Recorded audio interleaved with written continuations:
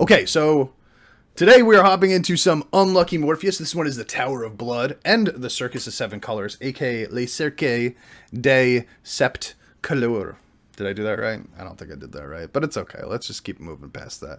I've been loving Unlucky Morpheus. They are the closest to classical metal that I think I've ever heard. And when I say classical metal, I mean classical music and metal, not, old metal. Like, this is the perfect combination of classical music and metal, in my opinion, at least from what I've heard so far.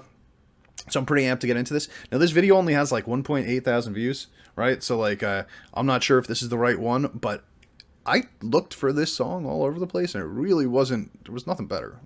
So let's hope. All right, here we go. Wait, no. We gotta get the first couple seconds in there.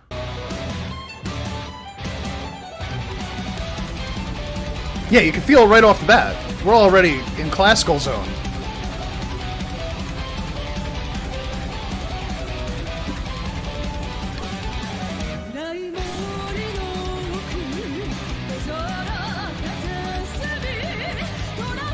Hey, her vocals are sounding real good live.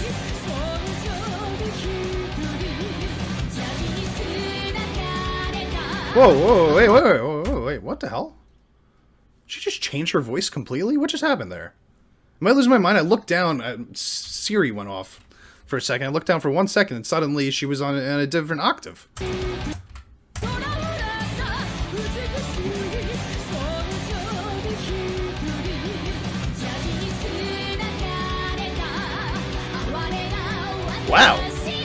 Wow, that threw me off.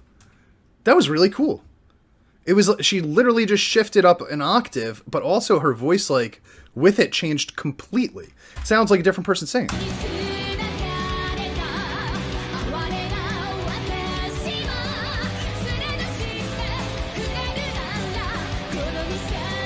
Range, bruh. Range.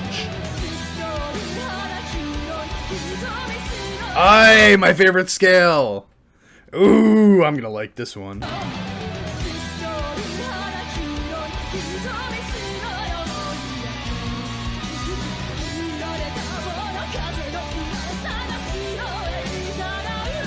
It's the scale they use on Peary from Dreamcatcher, BT dubs. This song's really focused highly on the violin too. And the last song that I checked out from them wasn't really paying too much attention to the violin, so this is really cool. I love seeing, like, dude, they're eclectic, but they're also diverse. Like, those two words feel like they wouldn't necessarily fit most of the time, because eclectic basically means fitting into a very specific zone. But, like, while it's always classical and metal, it's like the focus on what instruments, whatever instrument is being focused on at the time, let me say, it changes from song to song. And I always notice a new instrument when I listen to their music. I think that's cool on its own. Like, that is diversity on its own.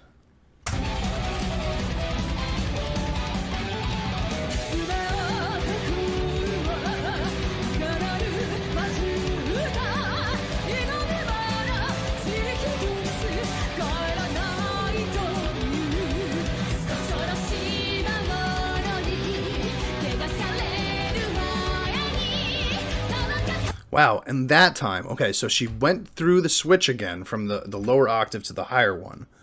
But this time it was less of a jarring change. You could actually hear her shift throughout one of the words. Right there. Like, she kind of started in the low zone and she got higher this time. Totally different than what she did the first time. She's really impressive, man. I don't know if I give her enough credit when I listen to the Unlucky Morpheus songs. I really like her as a vocalist. Also, her hair is fucking nuts. She looks like she should be in an anime.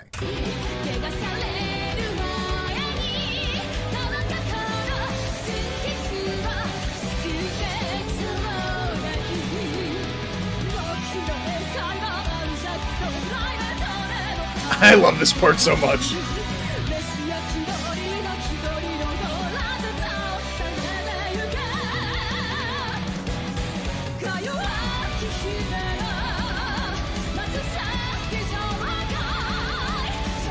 Damn, she's crazy good, man. You know what blows me away about some of these Japanese rock bands and metal bands? It's like it took me and all the people that I know. I'm not just talking about me, but just everybody that's ever been in a band that I know, right?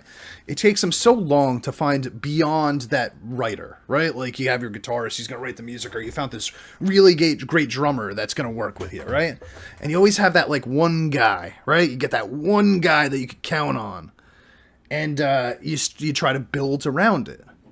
But when I watch something like Unlucky Morpheus, and you look at how insanely good both guitarist and drummer and the violin are, you think there's no way the vocalist could be as good as everybody else in the band, but she friggin' is. You know what I mean? Like top world-class talent all across the board. All across the board. That to me just blows my mind. How they even come together, how they find each other, how they create this band, and their egos don't get in the way. They just make awesome music. Like...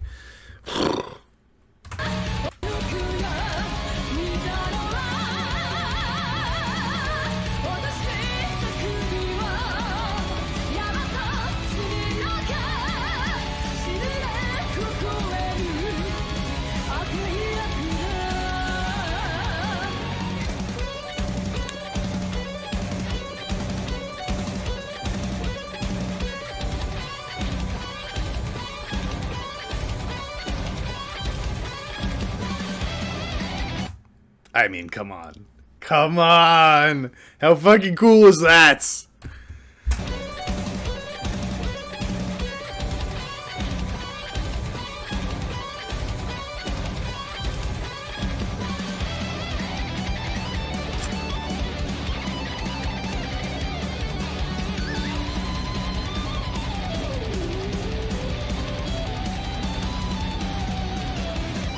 Ah, the back and forth, man.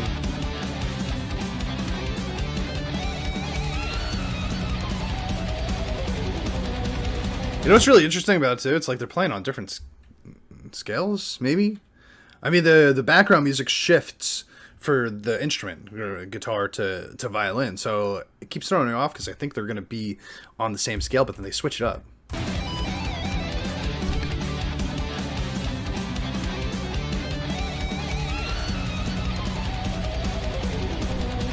The violin part is so much, like, darker and heavier, you know? Not the actual violin, but the background music.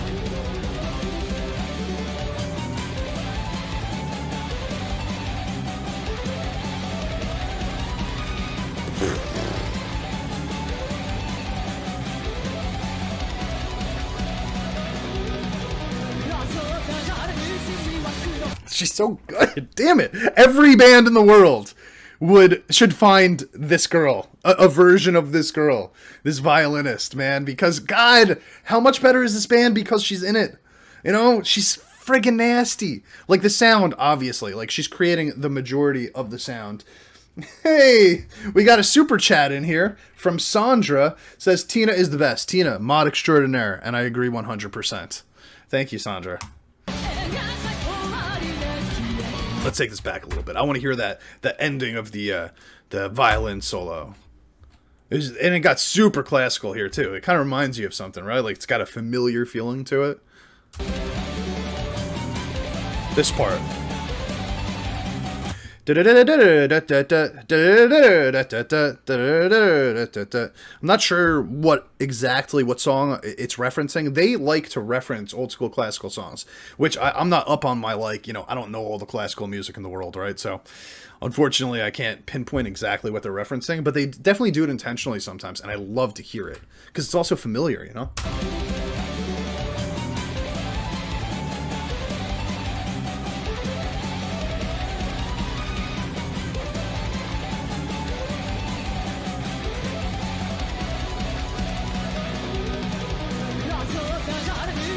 Do you know how intimidated I would be if I saw these people in person?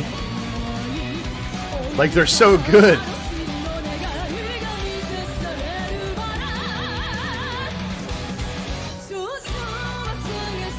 Hey.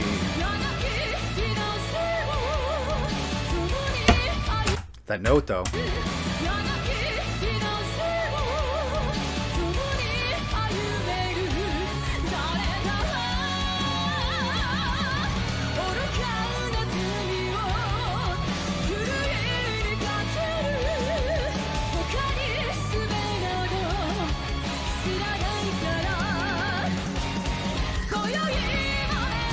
Yo, I also want to make a special mention to the drummer who is just killing it all the time in the background. You know, sometimes you don't notice because there's so many other things going on in the foreground. But like, if you just focus on the drums for like 2 seconds, you're just like, damn, nasty.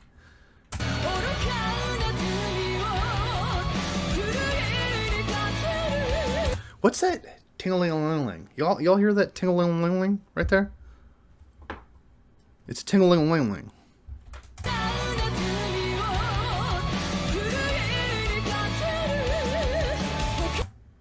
What is that? Is that a drum? Is that a keyboard? I don't think it's a keyboard. It honestly sounds like a triangle. Does he have a triangle on his drum set and he's just kind of like going over and over again? I'm trying to figure this out. If anybody knows, let me know.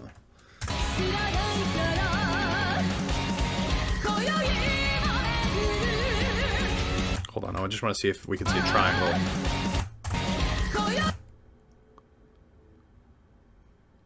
I don't see one right now. I wonder what that is, man. I wonder what that is. It takes me so long to get through Unlucky Morpheus songs because I constantly hear stuff that I think is cool that I want to talk about.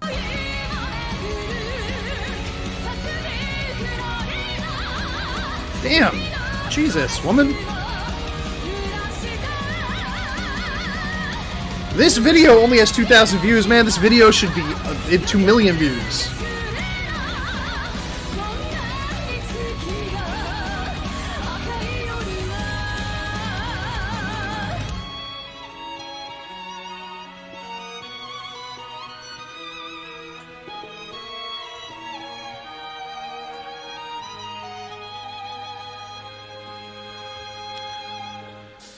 That was lovely.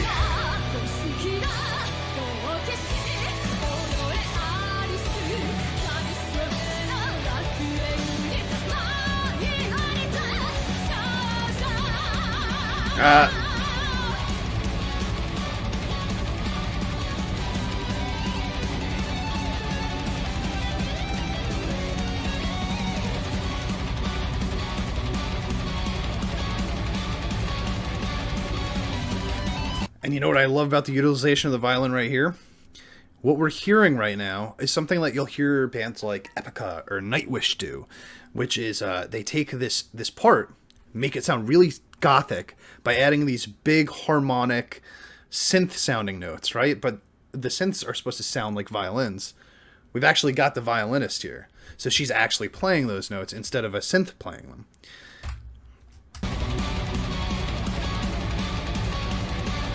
That like,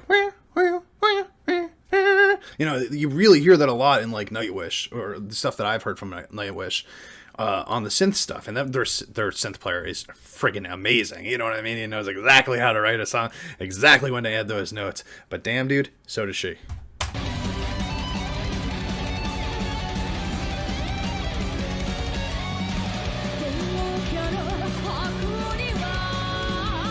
So I'm guessing, by the way, that this is the Circus of Seven Colors now. Maybe.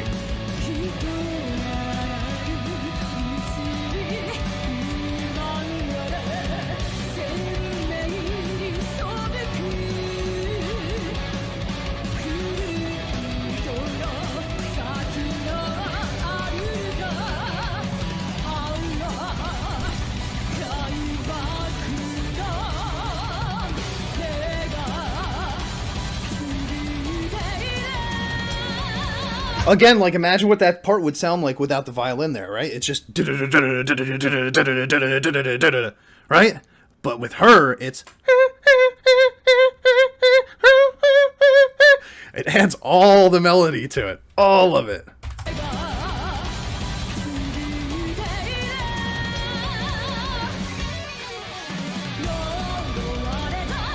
Yo, this guy over here too. Oh, you guys can't see my finger, can you? This guy. Girl? Is that a chick? I don't know.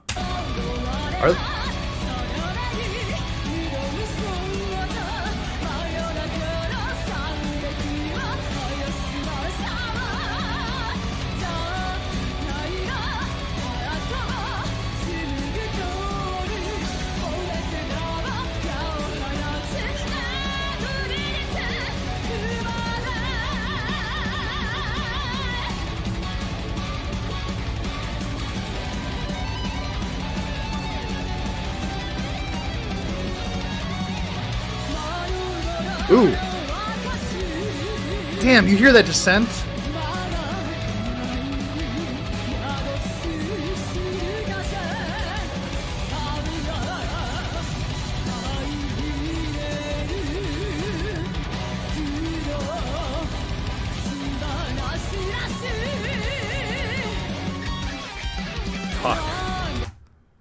Fuck, dude. They're one of the best bands in the world. I really think that.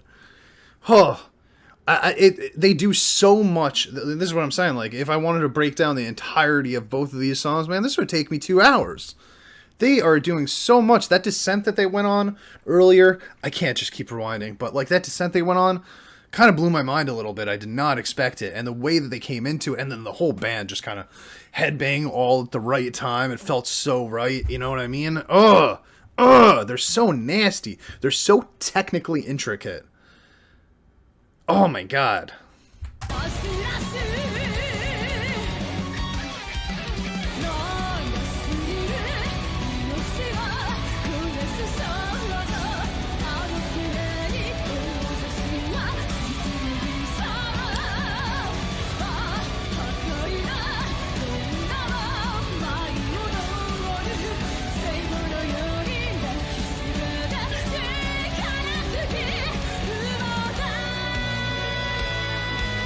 Hey, there's that scale again.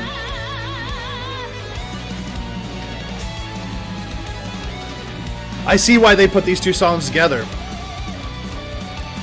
Look at this guy's guitar, by the way. It is a dude, right? Yeah, it's a dude.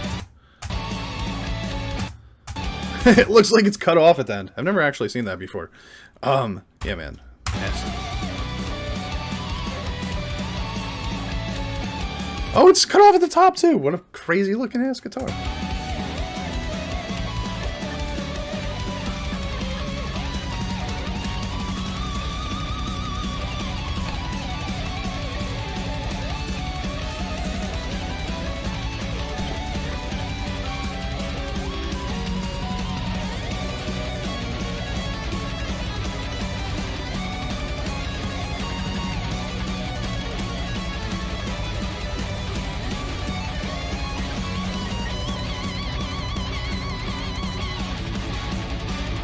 This riff, man, right here, like it's so creative. It is so creative. I mean, just when you think about it, like when I'm imagining like what it looks like, you know, laid out formulaically in my head, like the.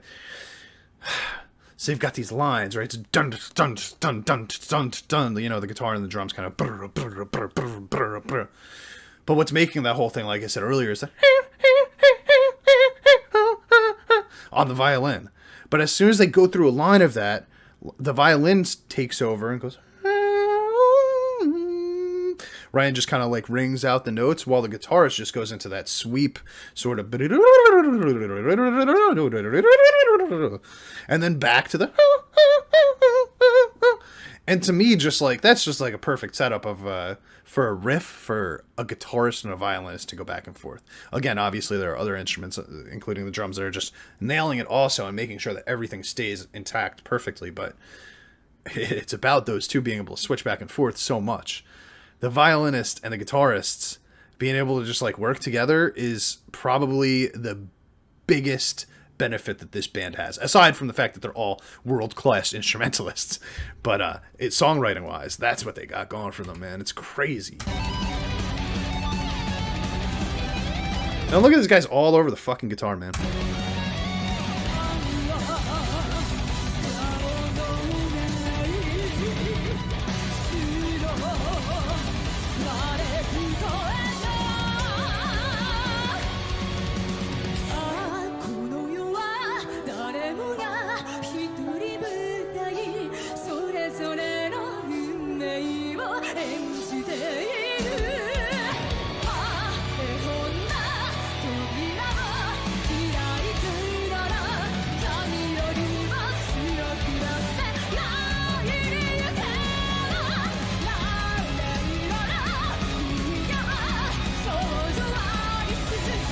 She's got a ton of control over her vocals, man. Ton of control.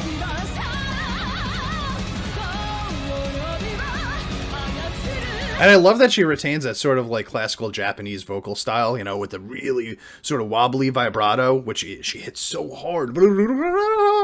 Like something I can never replicate.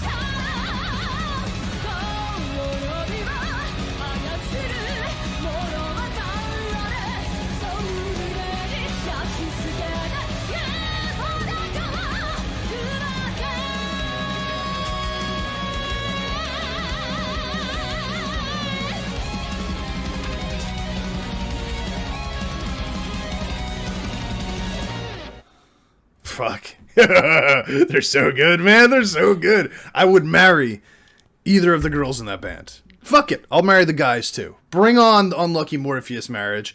I want to just be married to that band in general. I really like them, man. I'm so glad they keep winning polls over my Patreon. That means that my patrons like them too. And I want to keep watching them, man. They're so good. And listen. I'm just going to say this now. I'm going to say it now. I'm not going to say it again because I don't want people crying and getting upset about it and blah, blah, blah, blah, blah. But listen, when it comes to intricate technical playing and songwriting, utilizing that without dropping that out of, you know, who they are, without sacrificing, you know, bringing in more mainstream feeling or whatever, they write these banging songs without ever sacrificing an ounce of the technical madness that they possess, you know? And to me, that is awesome. They are the best band, the best, when it comes to instruments that I've heard on this channel. I think I said that last time, but I am going to reiterate it right now. As a band, they are... Like, as a band, when it comes to technical stuff, they're the best. Obviously, y'all know Bandmate is my favorite band. You know, I really, really love them. Nima Fila, like, what I've been hearing from them, right up my alley, just like Bandmate stuff. But when it comes to being able to play your damn instruments and write a song around it, these guys are just, like... I mean, I'll put them up against any of the bands that I listened to growing up. Any of the, you know, the Dark Tranquilities, the Soilworks, the In Flames. I'll put them up against any of those bands. And they'll probably end up winning.